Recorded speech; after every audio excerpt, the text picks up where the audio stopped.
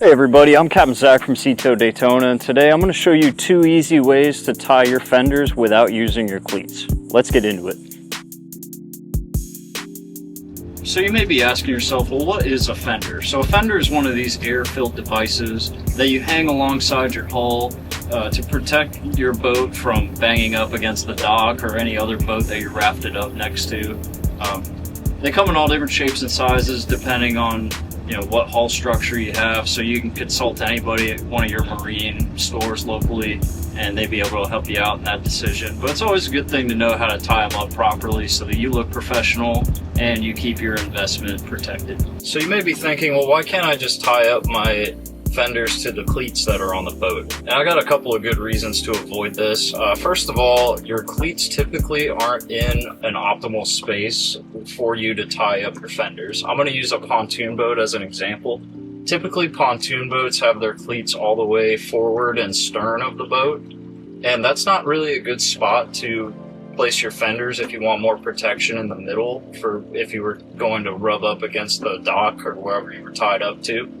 Also, your cleats on pontoon boats are typically a lot lower to the water line, so you actually wouldn't get a very good position for the fender sitting along the hull of the boat like that. Another reason why I wouldn't use my cleats to tie up my fenders is because your cleats can get cluttered up with a bunch of lines on it. If you're adding your lines tying up to the dock, your fender lines as well, it can get a little cluttered up, a little disorganized, and it just doesn't look as professional. So I like to use my cleats exclusively for tying up to the dock, and then when it comes to tying my fenders, I like using handrails or the bimini top posts on pontoon boats, whatever's more optimal and a cleaner look. So let's get down to tying the knots. The first knot that I'm going to show you is called a clove hitch. The clove hitch is going to be really ideal for your horizontal handrails, just like this one right here. Alright, so once you get your fender sitting where you want it along your hull, you're going to take the leading line that comes from the fender and you're going to lay it right on top of that horizontal railing. Now from here you can take your tag end and you can put it really whichever side you want, to the left or to the right. So for this example, I'll go to the right. You just kind of hold it nice and tight just so you're keeping that fender right where you want it.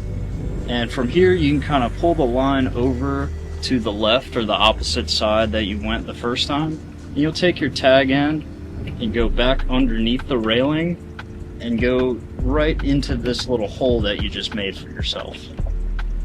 So you pull all that line out, you got your little loop that you made. So you take your tag end, go through that loop and pull it real nice and tight.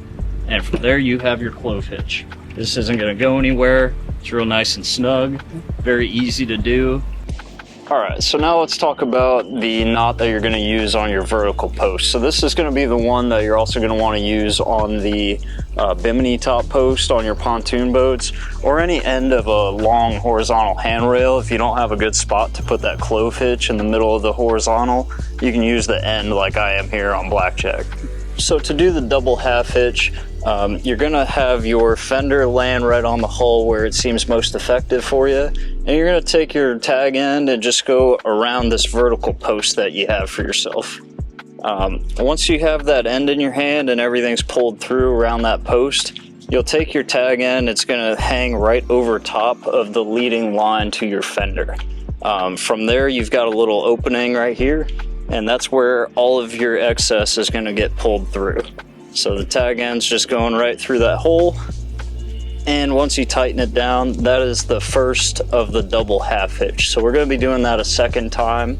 This does hold it pretty stable, but it's just a little bit wonky, so this at least keeps it from your fender sliding around or moving on you, and then it gives you time to kind of relax once you're putting the second one on. Take your time, make sure it's all good and tight. And again, just going through that loop one more time, getting everything nice and cinched down for your double half hitch. We hope you guys found this video helpful in learning some new knots and better ways to tie up your fenders on your boat. If you did enjoy the video, make sure you leave us a like, comment, subscribe, all that fun stuff, and check out the other videos on our channel. We post other boating tips and tricks, knot tying videos, all kinds of fun stuff. So check us out. Hope you guys enjoyed. Be safe out there on the water, and we'll catch you in the next one.